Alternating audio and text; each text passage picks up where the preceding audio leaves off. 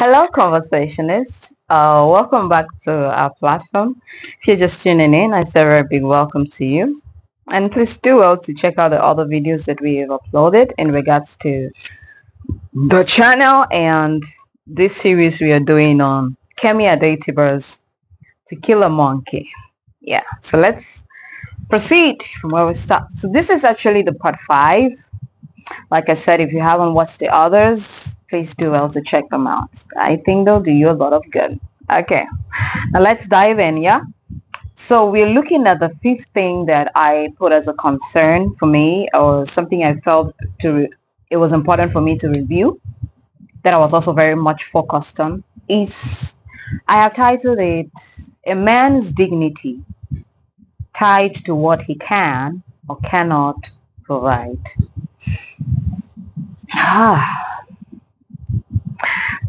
Rereading that out loud to you and to myself now reminds me of one of the books I've written that I'm yet to publish.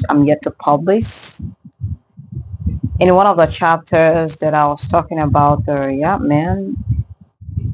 I think I did a couple of listings of things, and I remember mentioning that first you are a being, of course, you've got a soul, you've got a body, you're existing on the earth before you are anything. So just by being that, you already have value. That's not the first value. That's actually the first values that you're created, you're born, you exist. So the thing about what you can or cannot provide comes in later. Coincidentally, when I was working on my thesis, my master's, thesis, I remember, I don't know if I did the final corrections and deleted that, because your superiors or supervisors always have to review and make the necessary corrections. I remember saying that we cannot always tie. It's very wrong to tie the primary importance of a man or the dignity in what he can provide. I'm not saying it's not a major thing, because it's a responsibility that God has bestowed on men, right? But then, if a man is in the situation that he's unable to make such provision, should it be you telling him that he's not dignified, or him judging himself that way? I think it would be better and it's safer for him to judge himself as, oh, I'm not dignified enough or whatever, than for you, a different person, regardless of whatever relationship you have with the man in question, to be the first to throw those stones, especially when the person is actually making effort. It's different when he's not. Because we are back to a feminine. We are back to the circumstances and the temptation. I know I've said quite a lot of things about him and how he got derailed and all, but can we look at the root from where this begins? Where does all this desire now to become wealthy come from? At the start, I actually tossed on the bed watching that scene. Like, I am moved. I don't know how to explain how I was feeling that day. My insights, I'm like, God, first, you don't have the money. You're being paid 50,000 a month, 50,000 naira. You got a wife. You've got a daughter you had as a teenager, moving from house to house. She's basically come back home because one of the homes where you sent her to live in, the husband of the aunt in question is trying to force himself on her sexually, and she refuses. When she tells her aunt, the aunt says she's trying to seduce her husband. So she runs back to you when you can barely feed yourself, your wife, and the 2 babies. And one of the babies, I believe, died because dies as a result of malnutrition, because the wife wasn't feeding well, right? And then even when you get the money, before they are returning from the hospital, when you borrow the money, before you even borrow the money, you have to sleep with your boss, who promises to waive the loan that you've owed for 6 months. And she doesn't. She just wants your body and you to make her feel whatever she wants to feel. So she would stoop that low. So Efemini is a catch. Yeah, he's a big catch, mind you. Oh, the man is dope. And she still doesn't even help. Then you borrow that money that you're given.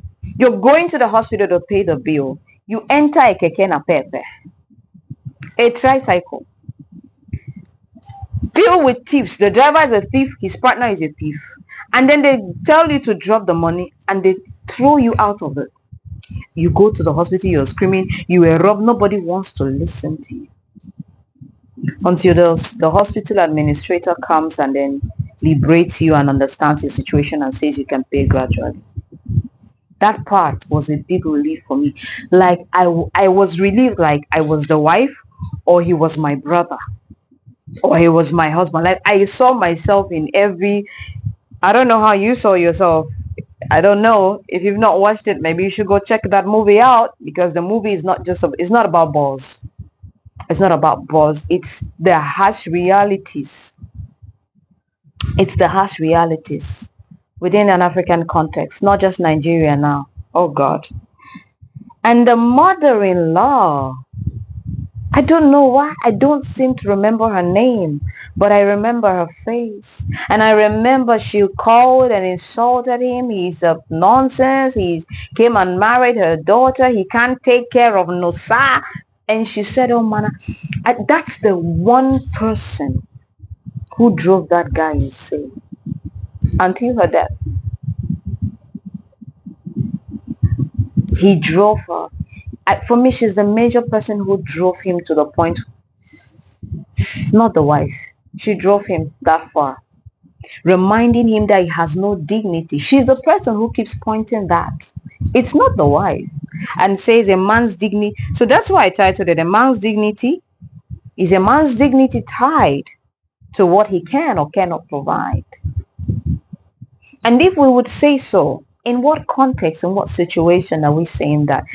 Because you look at the modern men, the present men in these societies. I'm not talking about necessarily just old people. I mean those teenagers. I'm so particular about them all the time, so I always mention them.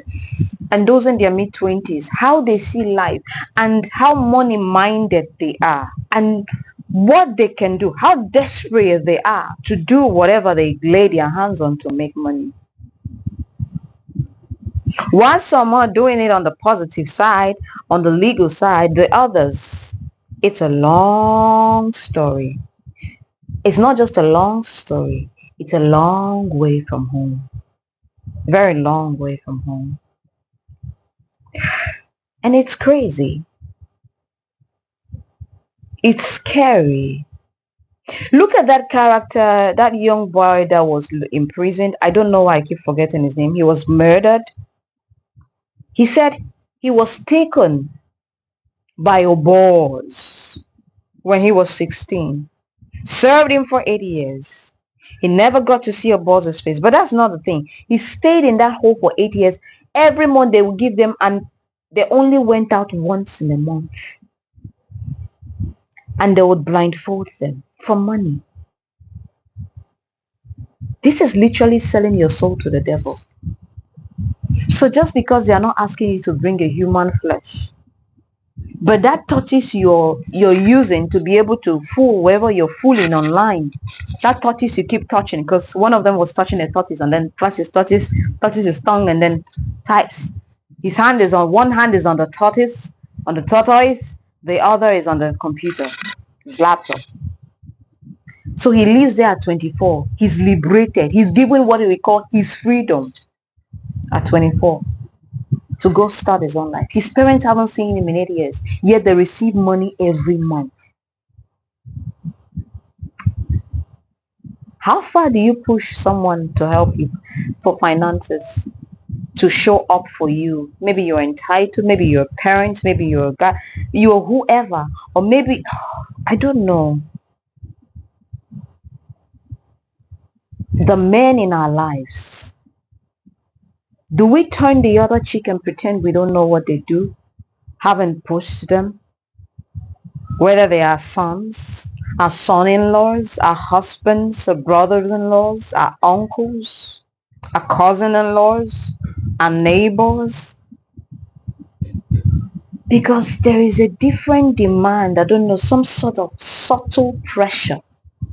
It comes in subtly, such that you are not able to pinpoint or underline it clearly when it comes to the definition and interpretation of manhood. Not now just within Africa, like all over the world. I cannot conveniently encapsulate that entire scenario of those series of failures that Efemini goes through. That's why I'll say you go watch the movie. Just look at, the man is so drained and is so reminded of how much of a failure he is. Like it's a pattern from his father. And at the beginning you say he curses, I don't know, I think he curses his father, he blames his father, he's frustrated. I'm not sure the father was there in the picture growing up, but his mother was clearly. I don't remember much about his father, but he didn't really say nice things about his father. If he didn't say good things, but he definitely didn't say nice things. He didn't say, if he did not say bad things about him, but he definitely didn't really say kind things about his father and about himself as a father now. It's crazy. I like to get your perspective. Remember to keep your comments as respectful as always. I'll see you shortly if Jesus tarries.